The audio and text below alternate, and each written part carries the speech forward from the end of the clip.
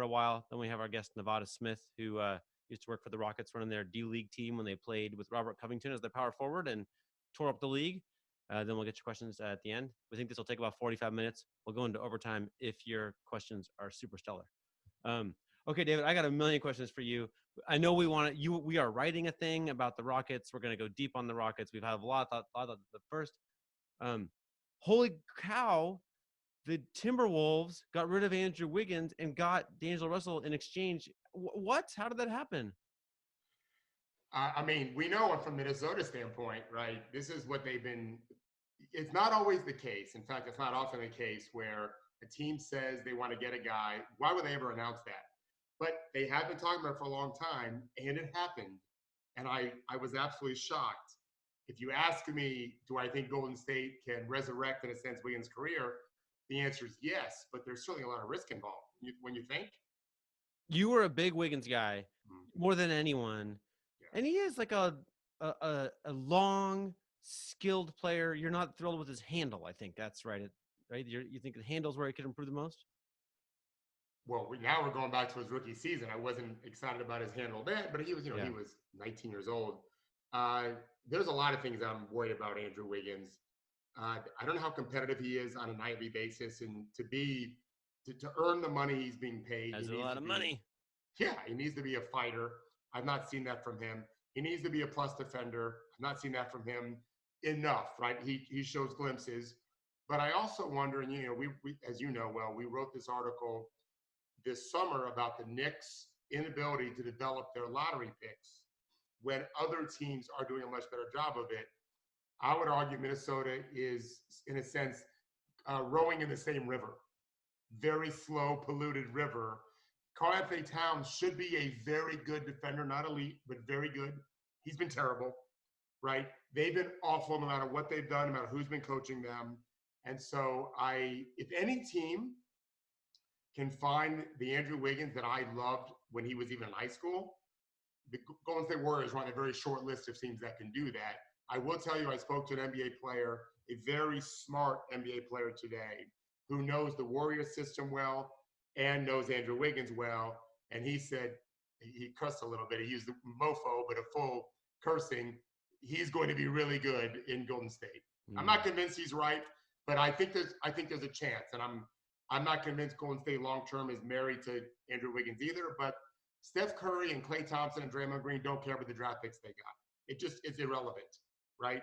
Andrew Wiggins needs to be really good. And at least he'll have some time right now while those guys are sitting, Klay and Steph anyway, for him to start making some progress. And then he'll be the third or fourth guy. And that might be the best thing for him, like Barnes was years ago for Golden State. So the most precious thing the Warriors have are the remaining peak years of Steph Curry and Draymond Green, et cetera. Not many, right? Yeah. And you could envision that they would play very well with D'Angelo Russell.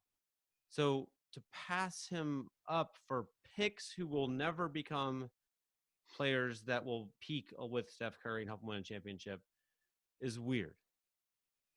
Right. So I feel that I think the draft is more overrated now than ever. I think you can get players to help you all over the draft. And obviously it's great to get Zion Williamson, but there's not a whole lot of those guys around. So, I mean, the Grizzlies drafted – right. The Grizzlies drafted Brandon Clark. He's good this year. Like, he's a good player. They can get those draft picks to be solid role players. If they need more help and they need a defensive stopper for sure. Let's not forget Klay Thompson doesn't guard people in the regular season. Everyone's talking about Andre Iguodala, how he takes 3 months off and then does as much in the postseason as he does the whole regular season. Well, Klay does too, or has in the past. Mm-hmm. Andrew Wiggins is young and athletic enough to be their primary guy during the regular season. They need that from him.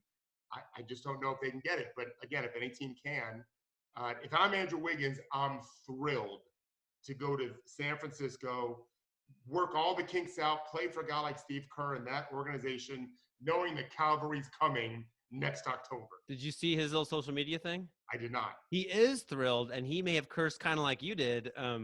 He said basically the same thing. Yeah, it's weird that we're not cursing. We don't have to not curse, but so far we haven't cursed, so that's a win.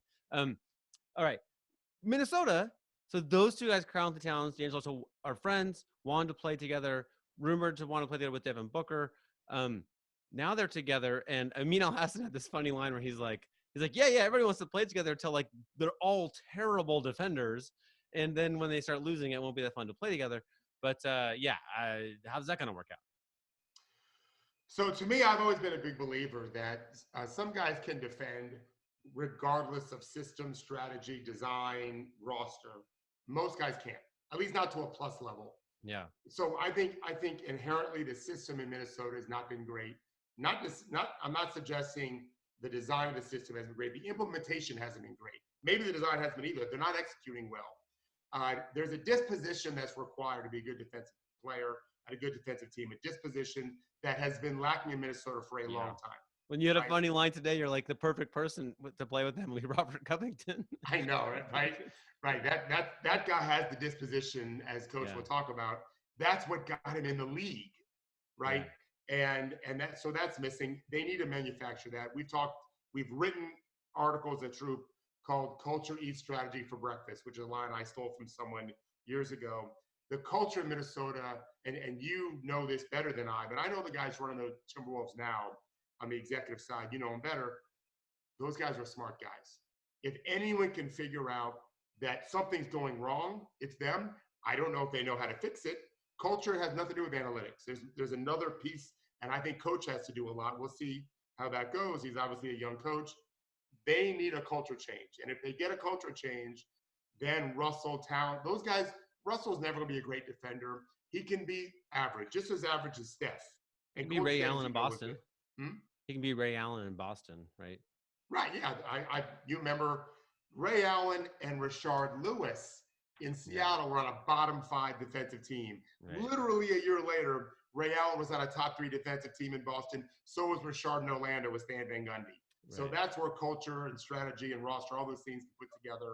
Minnesota needs that to be relevant because, as you know, the West is still loaded. Like, Memphis is serious now. The Pelicans are serious, and so is Portland. And none of those teams are guaranteed to make the playoffs next year. That's how good the West is. So Minnesota's up against it. So is Minnesota now a team that has its 2 stars and would spend money to build around it? Or are they a team that's still searching? Oh, I think they found the 2 stars. And I happen to like both guys very much. I really do. Russell this year has really become just a shooter. I'd like to get him to be a primary scorer. To me, of that level, needs to be able to get to the free throw line. You need it. There's a lot of dumb defensive players in the league. Let's just be fair, okay? A lot of young guys, especially. And so James Harden's been feasting on them for a decade. All right, almost.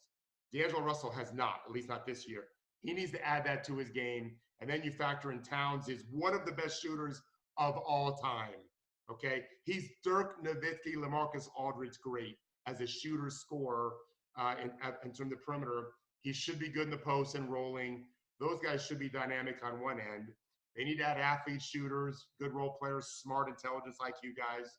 And then they'll be competing with a bunch of other really good teams, but they're going to have to get a lot better. I have so many topics. I'm looking at the clock here. So, okay. So if I'm interpreting your tone of voice on the phone earlier properly, the move that you think most influenced contenders is Marcus Morris to the Clippers. Right. I think that I worked with Marcus in the draft, for whatever weeks. We're not buddies. I haven't talked to him since he left my gym, whatever number of years ago. But I stupidly then thought, and I told this to every team I talked to, he could be a 20-point per game scorer in the league. This is the first year that I've been right. He's at 19.6, I think. You're not right. Yeah, right. He won't have to be that guy on that team. I think he's very competitive dude. I think that, as I said to you today, a couple years ago when Boston acquired him, we thought they acquired him because Second Spectrum metrics suggested he was the best guy guarding LeBron in the league. So interesting, yeah. And they are now a hallway rivalry, right? So you know what's so funny? This is an old guy thing. I made that video. I noticed that in Spectrum. I wrote it. Wow. You told me that today. I'm like, oh, that's such a good point. I totally forgot about it. I learned it from you. So Marcus Morris is a two-way guy who's got experience, obviously playing with Boston. I think he fits the culture with the Clippers. I don't think Marcus Morris cares about scoring. I think scoring is fine to him. I think he wants to win. And missing with Kawhi and Paul and Pat Bev and Montrez, at least on offense, that's a hell of a group. And so I thought preseason the Clippers were the best team in the West. They've not been. Right now they're a 2 seed. I think they're the best team. They help themselves the most of the 3 best teams: Lakers, Clippers, Bucks. Well, the Lakers didn't get anybody. Right. I mean, Right. the Bucks didn't either, but the Bucks have the best record in the league and probably don't need to change anything. But it seems like the Lakers did want to upgrade a little. Well, I think what you said about Milwaukee is important because people are saying that they failed to upgrade, but they are destroying the league. Mm-hmm. And so I don't disagree with you. I disagree with the others who think they need to do something. It would be risky. They've got a chemistry going on. They're rolling. And they have upside still to mine. The rookie, the second-year player from Villanova, DiVincenzo, can get better, right? Mm-hmm. George Hill never misses. So at some point he's going to miss, and that might be a problem. And Giannis can get better as a shooter. Yeah. And just more experience, right? So to me, yeah, the Lakers are the one team that, I mean, Danny Green's not been playing great for them, and I think that'll come around. He just got done playing, it seemed like 2 weeks ago with the Raptors. The finals weren't that long ago. So I think LA is going to be fine. I just don't think fine is good enough when you consider what Milwaukee and the Clippers have coming for them. They have the best duo, though, Henry, with LeBron and Davis. In case anybody's joining us late, if you have questions for us, we'll get to them in a little bit. Click the little chat button and then put your questions over there. We already have a nice collection gathering. Thank you, everybody. Brad, Early, Bruce, Devin, I see you guys. Okay, you made very excited noises about the Memphis Grizzlies and where they are now. They got Justice Winslow to go with a group of young players that you kind of have a crush on, I think. Yeah, so a year ago, I thought Jaren Jackson Jr. was going to be the best player in that draft. I don't think I'm right. Wasn't Luka in that draft? Yes. Trae Young in that draft, so I'm probably not right. And I loved Luka. I watched him a ton in the EuroLeague. I still think Jaren Jackson can be absolutely incredible on both ends. I called him a year ago Tim Duncan 2.0 because he's a three-point shooter, and he should be an elite defensive player with every tool possible. And then Ja Morant might be a league MVP. Think about that. Which is nice to see a couple of number 2 picks. Lonzo Ball is getting better. I think Brandon Ingram, did he go number 2 in his year? Oh. And now we've got Ja. So it's nice to see that there's been some bad number 2s over the years. But I love those two. I like Gorgie Jang, and they added him as a backup. Memphis, they made the last deal they made was weird to me, where they added a couple other guys. I forget. They got rid of Crowder. I don't think that last deal they did was good, but I like their core very much, and I think Jackson and Morant are the 2 core guys. If everything's looking for that dynamic duo, that's their dynamic duo, and both can be plus offensive and defensive players. We might as well answer Brad's question here. What are your thoughts on Justice Winslow? Always loved his potential in Miami, but he was never healthy enough the last couple of years. Now rumors coming out he was unhappy with role, disconnect with front office, etc. Well, so Winslow had his best season in Miami when they made him into a point guard. We wrote about this on TrueHoop this summer that they need to just embrace that. They didn't run a lot of pick and rolls for him. And I thought he could have benefited from learning how to play pick and roll, but he's been hurt most of the year. So he really hasn't played, I think, but maybe 11 games. Well, they have Ja Morant there. So I don't know how much pick and roll he could do. He might end up being like a really good backup. That might really help. Tyus Jones has been playing well for them, but very, very well. But Winslow might be a second option in the second unit. And let's face it, if you want to be a really good team, you have to have bench help, right? So maybe that'd be his best place. He's intriguing enough and not that expensive, where I thought acquiring him was fine. Like, I like him better than Jay Crowder. He's a very good defender. So, guys, right now it's just you. The Grizzlies can be an elite defensive team in a couple years. Ja Morant at 1. Winslow should be a very good defender. Brandon Clark should be a very good defender. And then JJJ can be when Rudy Gobert retires, can be the best defensive player in the league. So that's going to help. They'll be a top 10, top 12 defensive team within a season or 2. All right, last little topic before we bring in Coach Nevada Smith. The Miami Heat think they might be contenders right now? What? Yeah. But if they get Gallinari, they're more intriguing. They're not going to get him, though. They're not going to get him. Well, it'll be off-season if they do. Right. For this year, even if they got him, I still like Milwaukee better. And I think I like Toronto better. Let's not forget about the Raptors. But I think that they're going to be good. Adebayo is fantastic. Jimmy Butler hasn't even played his best, and he's good. Dragic is very good, and they just added a really good player, right? Well, they added an expensive old guy, which is seldom. If you're trying to get from 55 to 60 wins, okay, let's talk about expensive old guys. But to me, like trying to, become fourth in the East or whatever, that's just not the right time. I don't know. To me, like getting younger and cheaper always seems to pan out, and getting older and more expensive, more injury prone, etc. I said to you, this is a little bit unfair, but the Heat don't have the reputation of being super advanced with international scouting, nor with advanced analytics. And I feel like what Pat Riley feels is their distinctive difference is his like cojones, his willingness to take the big gamble. And Toughness. that's, yeah, I get it. That's what you did. It doesn't seem very analytical. There was a quote about when the Nets made the Garnett trade. One of my sources there was basically like, yeah, everybody loves going all in, but you can still be careful about when you go all in. You don't have to just go all in, right? I think you say this all the time when we talk on the phone. There, I get adding Iguodala if you got Gallinari. Yeah. Right now, you go ahead and spend a little extra money for a guy that's got as much postseason experience as exists pretty much in the league that isn't LeBron James. IQ off the charts, can guard pretty much every position, can guard Giannis better than most. Assuming he's been working all this time, which I think you and I both assume he's going to be in amazing shape, and his legs are going to be fresh, that's for sure.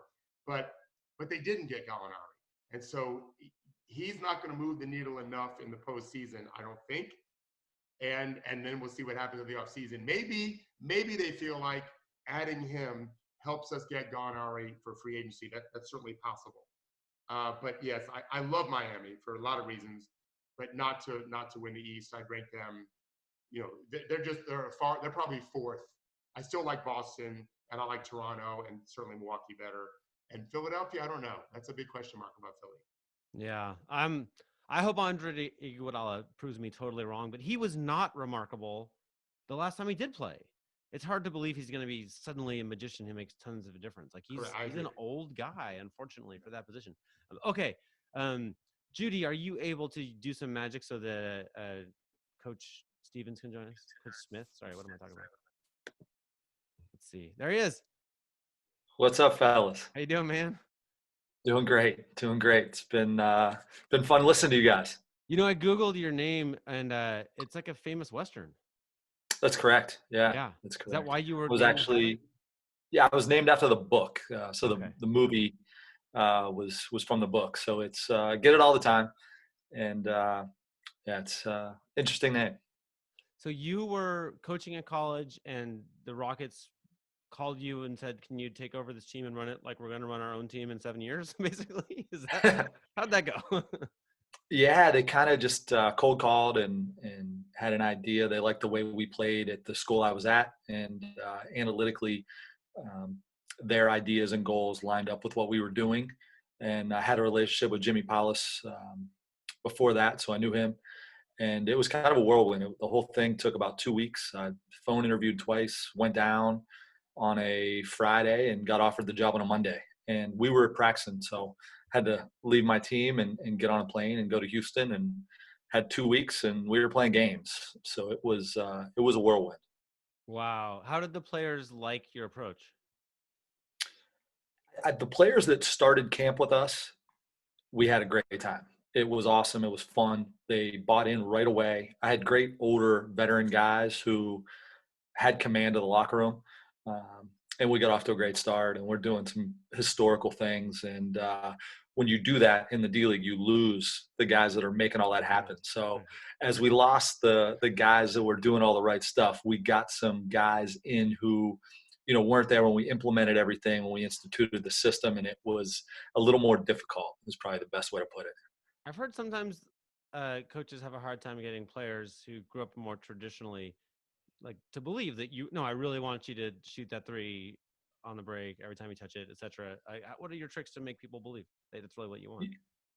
I think that being able to give them freedom and tell them, hey, like you can take any shot you want, just as long as it's not from these spots. They kind of love that. Wait, what were the spots where they couldn't shoot? I mean, I think we were taking 4 or 5 mid-range twos per game, like something absurd at that point. Yeah. And I think people remember us for shooting, 46 threes a game. And I think we were the first group that took deep threes. Like we wanted 2 feet off the line threes just because they were a little more open. And people forget how many layups and plays we had in the paint, which were the biggest things. But yeah, I remember in a preseason game, Isaiah Cannon pulled up and hit a elbow jumper with like 20 seconds on the shot clock, and our team started clapping, and I just turned and said, "Don't clap for that." And those guys were laughing, and it was a great group, and they really did buy in from the beginning. And you can see most of those guys financially and career-wise went on a huge ascent from that team. I'm sure they all send you checks, right? I haven't got that. I have a good relationship with those guys. I still talk to them. I told them I need some shoes for the man cave, but that's about it. Robert Covington was on that team, and he matters particularly now because he's supposed to be the star of the Rockets version of it. Correct. And Cov was, a rookie coming from a small school after an injury. So we brought him along. He is so good defensively. His anticipation is elite. His arms are so long. He would get deflections, and he was late on the play. It was amazing how he could just find passing lanes, read passing lanes. I think we probably allowed him to take too many tough shots, guarded threes. He was the king of catch, look at the guy in the eye, and pull up three, which not the best of shots, but I think it got his confidence a little bit, and he became a great cutter. He's a really smart cutter. He understands angles. He sees alleys. He can't really take mid-range jumpers with his game. He doesn't have a pull-up game. It's not him. And he's probably one of the few guys that's more comfortable shooting from above the break than actually in the corners. He's a great left break three guy. He loves it. And he deep threes, his range is uncanny. And he's an unbelievable athlete. I tell people this story all the time. Like, he was a high school quarterback. We would do, quarterback challenge. He throws everything on a rope. We go bowling. He bowls like a 220. He's just an unbelievable athlete and couldn't be a better person. Just a great guy. I'm so happy for him. So now that the Rockets are all in with this idea, do you kind of, how do you feel about it? I can't wait. So our death lineup was Isaiah Cannon at the 1, Troy Daniels at the 2, Chris Johnson, who's playing overseas and had some cup of coffee with the Celtics and a bunch of other teams at the 3, Cov at the 4, and James Johnson at the 5. And Cov was used to switching, guarding bigger guys. He's good with his body. He's really smart. Technique defender. He's terrific. So it's going to be interesting to see him and PJ Tucker. And I think the switching, helps him. And I also think in the fourth quarter, he's going to have the best guy. He's going to be guarding LeBron. He's going to be guarding Kawhi Leonard. So I think that is probably the biggest reason they got him, just to be able to lock down that wing score from the other team. And if you remember, the D'Antoni team before the Shaq trade was rolling, and he was doing it with small guys. And I think that's what he wants. I think that's what, Daryl in the front office want. And they haven't been able to do it because Capella is very good, and you got to play that guy. And, when I was there, they had Dwight. So they haven't had the roster to just be like, all right, we're just not going to play this guy. And I was able to coach Clint Capella, and he's terrific. But again, I think we were talking earlier with the makeup of their team, it's tough putting non-shooters around Westbrook. And I think the move to put Tucker out there and Cub spotting is going to help them. Chris Paul made Capella look unbelievable at times, and that's a different point guard. And he needs the lane, he needs space, and he's just going to put his head down and go. And he's really good at making those kick-out passes. He's not the greatest at throwing the, vertical lob stuff. So I'm excited to watch him. Personally, I like to play that way. So I root for the grit and grind. Let's bring back 2 bigs. So I'm different, but I do want to see how it turns out. You have the wrong job for that, sir. I know, right?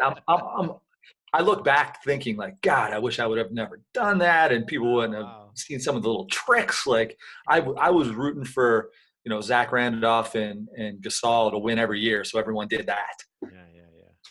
Well, you missed. Yeah, I know. Now we got to beat teams with sheer talent. That's not easy. So do you think that the Rockets' title chances went up today or down? I think it's going to be hard. I think they were up against it anyway. I think what they were doing wasn't working. I mean, they were 10-1 without Capella. So I think this gives them a better chance to make teams play the way they want to play. And it'll be an interesting chess match in the playoffs to see if, other teams take their big guys off the floor. Now, can they find a way to guard Anthony Davis? I don't think you can, even with Capella. Like those elite guys, I don't think it matters. Like they're going to get their shots. You're going to make them work a little bit, but you're going to be doing something different than everybody else, which is usually good. Now in the playoffs, it's going to be interesting to watch. But I think from a regular season standpoint, I think they're going to be better. David, I know you're just dying to jump in on this. Oh, yeah, I could have said a lot of different things. Coach, so it's obviously, and I watch a lot of the G League now, the talent in the G League is extraordinary. They're just not very smart players because they're so young. That's why no one can guard anyone, because all these players are so incredibly skilled and no one has any clue how to guard them, not systematically, nor actually, just one-on-one. But how do you think Houston's going to handle – you made a point about no one can guard Davis. Of course, you're right.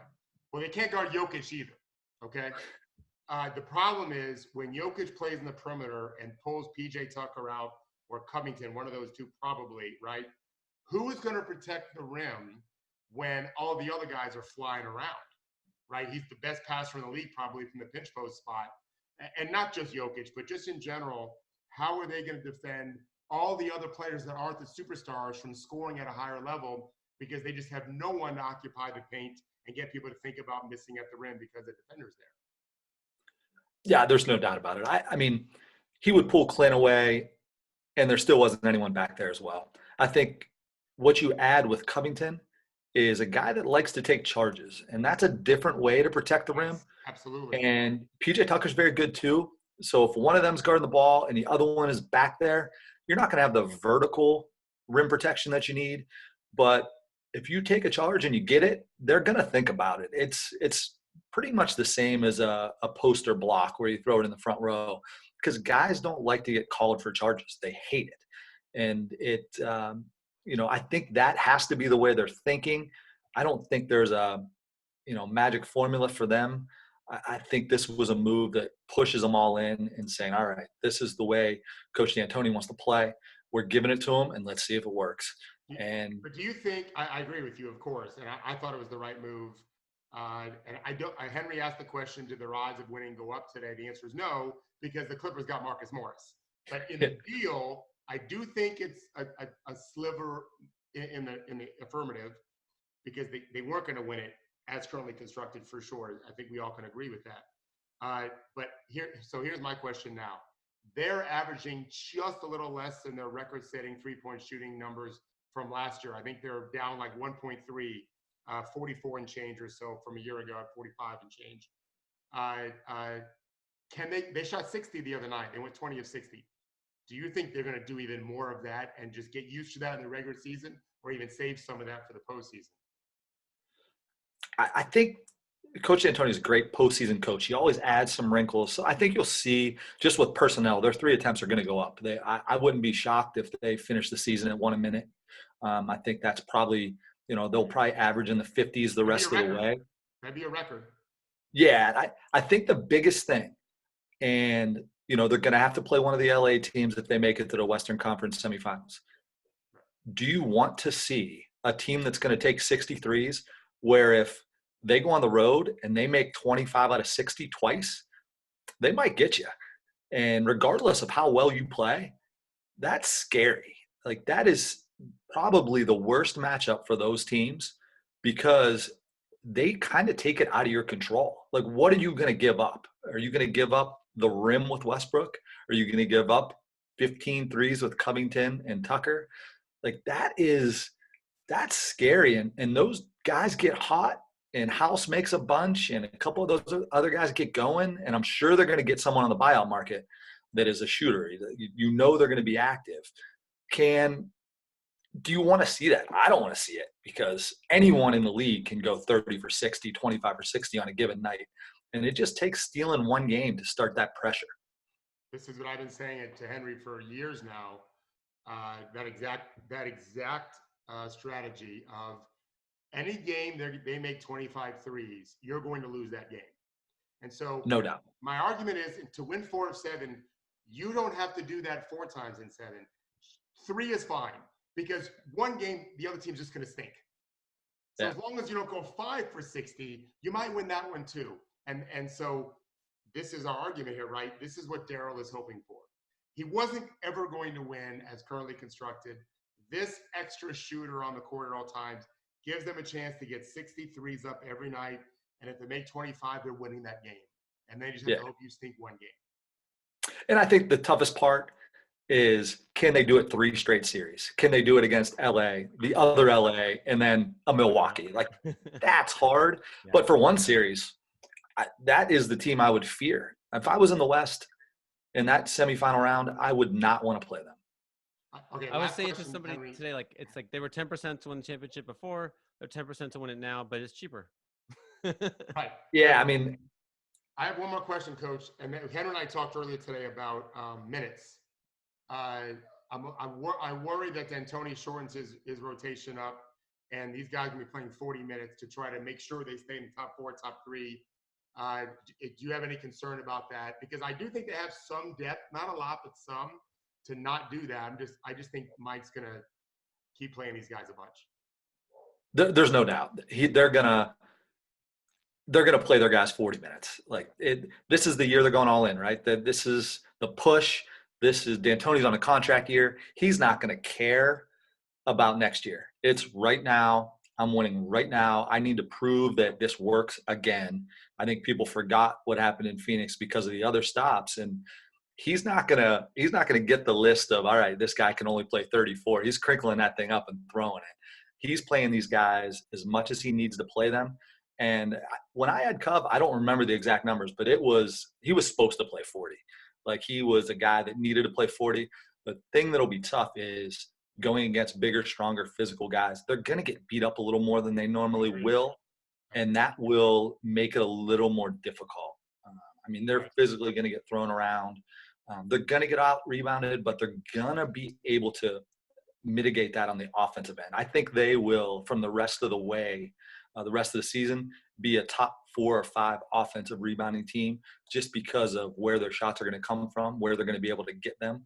And that'll negate some of the, offensive rebounds they're going to give up just because of the size. I'll tell you something. David and I are working on this thing all day to publish tomorrow morning. And I think maybe you mentioned to me that Westbrook and Capella, not a great match because both non-shooters. So I ended up looking at their duo plus minus data on NBA.com/stats. And what was interesting was that Isaiah Hartenstein is part of a tremendous number of the Rockets' most effective combinations at both ends. So, and they still have Tyson Chandler. So they're not, we're talking about it like this great revolution where they have no centers, but they actually have 2 centers, and they're both pretty good in terms of just on-off numbers. And they're going to need those fouls. They're going to need, in the postseason, they're going to need those guys to play. And I'm a big Hardenstein fan. I watched him in the G League. He's big. He's physical. He has great hands. He is good. He plays hard. There aren't many bigs that play as hard as him. He's not Montrezl. Yeah, he's not Montrezl Harrell, but he's pretty close as far as his energy. So it'll be interesting to see. They're going to throw him out there, see what he does. Is there a chance they end up starting him, you think? I don't think so. Maybe if they want to keep guys from getting beat up a little bit, but I think they're going to be set with Covington at the 4 and Tucker at the 5. I think that's what they want. I think that's why they did this, and I think they're excited to see what happens. Sorry, David, I cut you off there. Did you want to say something? No, I agree with Coach saying. The one thing about the physical part of it, I always tell people there's an aerobic tax to playing with a hot motor. There's an anaerobic tax. If anyone's ever wrestled or boxed, it's exhausting in a way that running a marathon, which I've never done either, but I tried to wrestle a little bit when I was 12. And I played basketball, football, baseball year-round in Florida, 100-degree weather with humidity. And wrestling killed me. It's hard to wrestle these huge bodies. And PJ he's like Chuck Hayes, except taller. He can handle it. Robert's thinner. I'm glad you mentioned, though, about Covington. I remember when he was a rookie, not a lot of guys are crazy quick and crazy athletic in terms of jumping and really long. He was super quick, I thought. It wasn't just athletic jumping. In tight spaces, he was like a little guard at 6'7" and long. So I do think teams are going to have to get into his body to wear him down in a series where it's the same team every game, because he's still a hell of an athlete. He is. I mean, I joke with him all the time. The only thing that he couldn't do was dribble. And I don't know if he still can or can't. I think he's gotten a little bit better, but he had everything else that you could want. Literally, if you're building a wing defender, your body build is going to be his. Like, it's exactly what you want. And it helps that he can shoot it. And I think the looks that he's going to get will be a little bit better. But he's a big-time streak guy.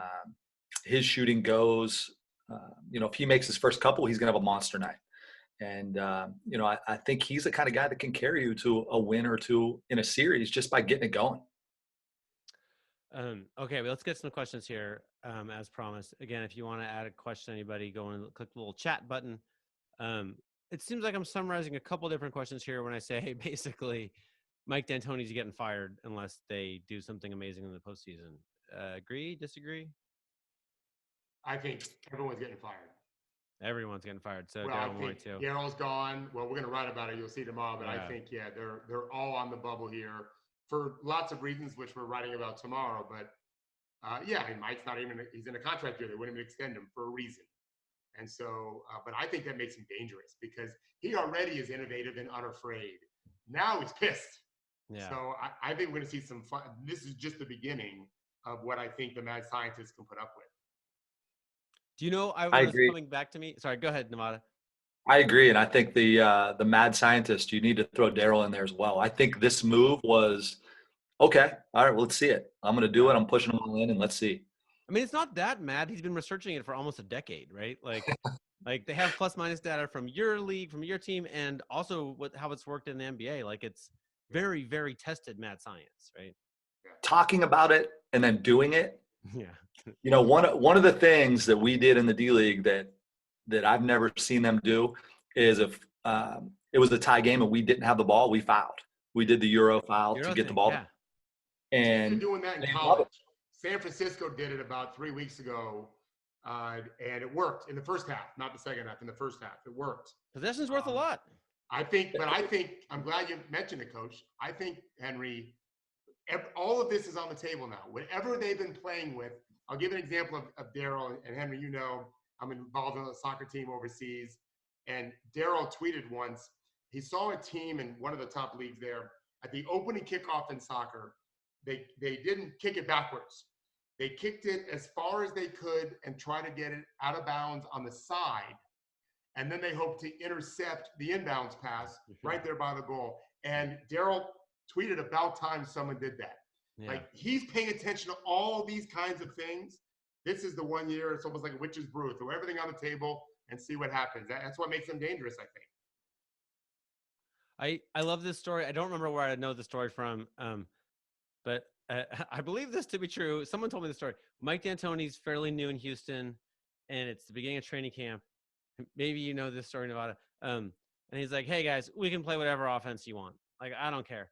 I got this binder here. There's a whole bunch of stuff in here that works. If you want to do that, I know that works. If not, we'll just do whatever you want. And I told that story to David when I heard it, and he's like, that sounds like a very confident coach to me. Yeah. Being in Houston and being in Miami, a little bit different front offices and styles, right? I think it's probably as drastic as you can get. And, the things that I witnessed with the front office in Houston and the way they interacted with the players and how hands-on they were with what they wanted, how they wanted things done, was a lot different than, how Spo handles things. and their coaching staff. And it was great to see both sides. I could see Coach D'Antoni just going with the flow. He's a pretty chill guy, and talking to him and knowing him a little bit, he is he'll do whatever, and especially on the defensive end. He doesn't even watch the defensive end. He just keeps his eyes focused on that offensive side, and he wants things done his way. Yeah. Whereas Spo, I mean, this whole 3-point revolution is arriving clunkily in the NBA. Right? It's taking a long time, but whereas Daryl's pushing it on coaches, right? I know the famous Spo story is that he basically went to Pat and was like, "I want to start Shane Battier in the finals," and Pat's like, "Whoa, good luck, crazy guy." That's not exactly what he said, but it's a different thing, right? Oh yeah. All right, let's take another question here. Here we go. Jared says, "Oh, this is my buddy Gerard, actually." So the Bucks stood pat, which makes sense. Best record. Am I the only one who thinks they're gettable in the postseason? Even as bad as Philly is playing right now, defensively they're designed to stop the Bucks. The Heat won't be afraid, and Boston will compete. I don't know. It's like I know Middleton is a good number 2, and the numbers support that, but I don't believe it. LOL. I mean, we saw it last year, right? They have lost. What do you guys think? Well, I'm not a guy that thinks I've got to see it first. How are we the experts if we have to see it first? That anyone can see it. Oh, they won a championship. Yeah, of course they can win. I think they can win. I thought last year when we wrote about this, Giannis needed to take more threes and not be afraid to miss during the season, and then hopefully make them in the regular season, in the postseason. He didn't. That is evolving. They're deep. They've got athletes. They've got shooters. They're destroying the league. They're top 2 in offense and defense. I think their coach is really good. And I think, I've said this to you before, I think to win a championship, you have to feel a lot of pain first. You have to have that loss. To lose in the postseason as a favorite is devastating. I've had players in the past call me crying. These are very famous players who have always won, crying when they finally got eliminated. But to me, that pain drives you to be less afraid. You've already felt it before. You've already had all the pain you could want. And so I think Milwaukee stood pat for a reason. There was no deal that there was any deal they did probably added more risk than they were comfortable accepting because the reward wasn't good enough. They're destroying the league. I think they have a great chance to at least get to the finals. I think the Clippers are incredible too. That's a 7-game series. If both teams are healthy in June, Clippers versus Bucks is 7 games. The second thing you said is 100% on. You can't win it until you lose. And I think every great team, every great player that you can think of has gone through that. And they needed to lose last year. I think they're playing at a level right now with that chip on their shoulder and that fire. The only thing that scares you is the same thing that you talk about with the Rockets. Like, do they have a night where they don't make shots and they can't figure it out? So I think that is probably the biggest thing with that. I'm going to quickly extract something from Michael's question, which is really about James Johnson, who you know a lot about. You coached him in the D League and in Miami? Correct. Yep. I had him in the D League at RGV and then in Miami. The people don't understand the incredible James Johnson story, right? Can you tell us about him? I mean, there isn't a more athletic guy in the league from every standpoint, every analytic that measures athleticism. It's James Johnson. He's LeBron elite. I didn't really believe it until I saw it. I mean, he can roundhouse kick a ball that's wedged in the hoop. It's unbelievable what he does. Wait. I've seen it. What? The ball gets wedged in the hoop sometimes. He can spin roundhouse kick it out. And he's an undefeated mixed martial arts fighter. And he's the best at blocking jump shots in probably maybe the history of the league. It's crazy. And he's always been a role player, but he's a guy when he's mentally focused and his body is in world-class shape, he is a nightmare. Now, the thing that probably holds him back is he takes a ton of unneeded risks. We used to tell our guys in RGV, if you cut back door, and he has the ball, he is throwing it. You might be open or you might not be open, but he is going to throw it. So you got to figure out, you got to figure out how to catch it. So I mean, it was almost like teaching receivers how to pluck balls, and it's so incumbent in what you just said is there was no thought you were just going to get him to stop doing that. That was just no, going to happen. no way. Yeah, if he's an instinctual player and try to tame that, you're going to ruin him. So he's going to try to hit a home run every time he touches the ball. And we had a hard time convincing him that, listen, you're elite with the ball in your hands. You just got to figure out how to get there. Like, everyone wanted to pigeonhole him in a corner. Okay, he's a defensive stopper. Let's teach him how to shoot corner threes. And that's never going to be him. Like, let him make some plays. Let him make some mistakes. He's going to Minnesota. I know they value him in their front office. So I think he'll have a chance to get out there and do some things. And he's a pretty tough guy. So I think having him in your corner, if you're, Towns and Russell, you're going to play with more confidence because that guy's there. That guy's behind you. You know what he makes me think of is when Jason Kidd came to the Nets, like Kenyon Martin and Richard Jefferson and Brian Scalabrine and all these guys who were sort of lost suddenly had real purpose, and like Jason would get them the ball where they needed the ball and he would not get them the ball where they didn't need the ball. And I always feel like guys like James Johnson, like if he could just play with Chris Paul or Jason Kidd or someone, maybe they would just solve those problems for him. He's a self-motivated guy. And, we had him in the D League, so he had to comply and he had to conform, and he changed his body. His body was unbelievable. If you remember him when he went to Memphis, he just worked really hard and he had a goal and he got motivated to do it. And you saw the same thing in Miami. Like, everyone wrote him off. He went to Miami, gets the big contract. Now that he has what he wanted, can he keep it going? And I love James. He's one of the best guys. We still talk all the time. I go to his house for dinner. He's got to show that he still wants it. And I think he will. I think he'll wake up in Memphis and have an awesome rest of the season. Yeah. We got a question about the Heat got rid of a lot of dollars in cap commitments, including James Johnson. Did the Grizzlies make a mistake there in taking on all that contract?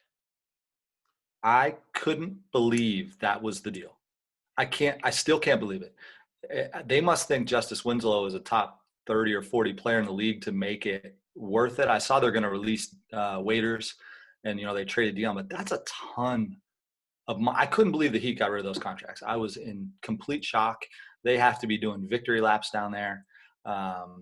Good for them. Great for Andy and Pat. That was unbelievable. I literally couldn't believe that they didn't have to attach Derrick Jones Jr., Kendrick Nunn, Duncan Robinson. I'm still in shock. I think Memphis really values him, right? And he might be a guy that becomes a backup, because he was a point guard when he was at his best season, right? He was a point guard for them, and John Morant's going to go get 38 of those minutes every night and 42 in the postseason. But he's a very good defender, and that makes a difference. All right, we're a little bit in overtime, and I think it's worth being a little stingy here. Before we go, I'm going to put you both on the spot. Who's winning the championship this year? Go ahead, Coach. With the move they made today, I think the Clippers are the front runner as long as they stay healthy. And plus, you got Darren Collison. That guy's still out there. He's 50-50. After him, won't they? I would think Lakers-Clippers. I would think Lakers are probably the favorite win that one just for the role. But it's going to be hard to beat the Clippers. Defensively, they're just so good. They're going to be a nightmare to play in a series. And, I think they got the right staff, the right players, and I think they're the team. I'm 50-50 Clippers-Bucks. Yeah, I think that it's going 7. Again, as we know, who could have predicted Klay Thompson and Kevin Durant and Kevon Looney all getting hurt, right? So it's folly to think we know what's going to happen in June, but I think they're the two best teams for the postseason, absent something on the buyout market that really shifts the Lakers' needle in the right direction. Because I do think they're going to get Collison. If he comes back, I think that's where he'll go. But I give the Clippers and the Bucks in 50-50. There you go. Hey, Coach David Thorpe, Coach Nevada Smith, thank you very much. Everybody, thank you for subscribing to TrueHoop. Thanks for your questions. We'll be doing more of these. It's pretty easy, pretty fun. So thanks very much. Talk to you soon.